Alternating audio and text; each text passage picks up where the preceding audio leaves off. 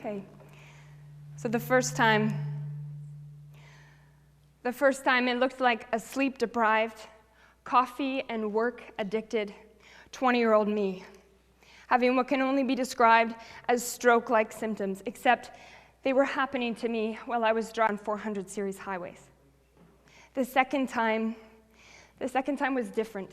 It looked more like exhaustion-induced early-stage depression, eventually leading me to take a 5-week leave from my work. And both times were scary. They were scary because there was something happening in my body and in my mind that I couldn't control and that I didn't understand. The second time, there were days that turned into weeks where I had to literally rip myself out of bed in the morning, only to go stand in my closet, helplessly, hopelessly wondering how I would dress myself and move through my day, pretending as though everything was okay when it wasn't. Now, I believe that our bodies send us these subtle messages, and that if we ignore those messages, they get louder and they get less subtle. So 2 bouts of burnout, for me, was my body saying, stop. Stop treating me unkindly, stop putting me under so much stress, and start taking better care of yourself. So it's no wonder that somewhere amidst this struggle with burnout, I launched a full-on search for this place of center. And I really thought that if I did the work to make some key changes in my life, I would arrive at this ever desirable and static state of balance, and that burnout would never again be something that I was at risk of facing. In this search for center, I traveled all over the world. I went down 2 entirely different career paths, eventually walking away from both. I took up the practice of yoga and even went as far as to take up teaching it. At one point, I gave up meat and tried out veganism only to add it back in and join CrossFit, all the while drinking more than my fair share of green juice.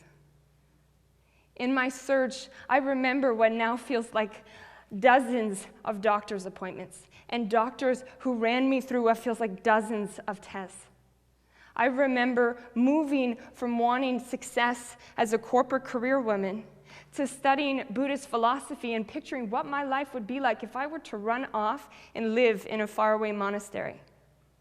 In my search, I can assure you that I confronted the darkest depths of my own human experience, but also the beauty and the light that comes with moving through dark times. I stand before you today having never arrived at center, but also having called off the search. In an unexpected and strange way, I found what I was looking for. I discovered that balance will never exist as the destination I so desperately want it to be. Balance, rather, exists only as this dynamic and daily practice. I say practice because it's work. To pursue balance is to do so every day. Balance, you see, is imperfect, much like us, much like our lives.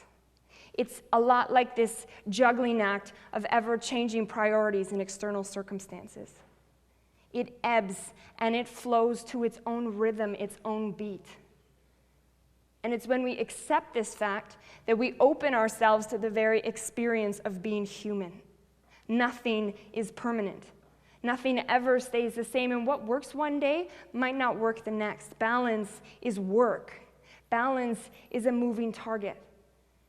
It just so happens that the pursuit of balance is also this birthplace of human experience, of joy, bliss, contentment, hardship, pain, sorrow, suffering, the good, the bad, and yes, at times the ugly. Balance means that there are going to be periods in our lives that feel amazing, that feel effortless and easy. But there are also going to be periods where we struggle, where we're unsure, where we feel stuck or we feel scared. And like it or not, there are going to be contrasting parts of ourselves and contrasting ideas about who and how we're supposed to exist in this world. And this is okay. All of this is okay because it's what makes us human. It's this shared experience that weaves together humanity, arming us with this ability to connect and to relate to those around us in real and wonderful ways. It's where compassion and empathy are derived.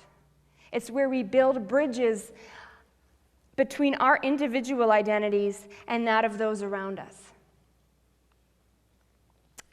It also happens to be where and how we grow and expand, how we challenge assumptions, how we shift perspectives, and how we learn about the world around us.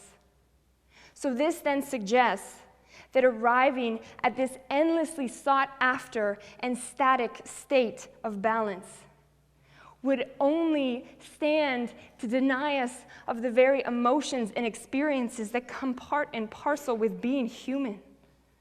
Arriving at a place of center would look a lot like sitting in neutral, moving neither forward nor back. Life offers quite the opposite. It offers constant movement and flux.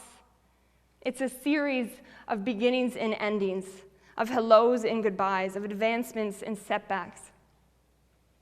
To move through this full and at times volatile spectrum of human occurrences, and to do so with conviction, is to seek balance, is to welcome transformation and evolution.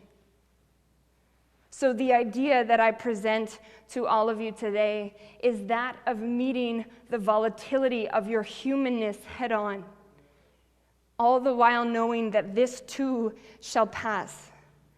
Now, I'm not saying that it'll be easy, but I am saying that it'll be worth it. Thank you.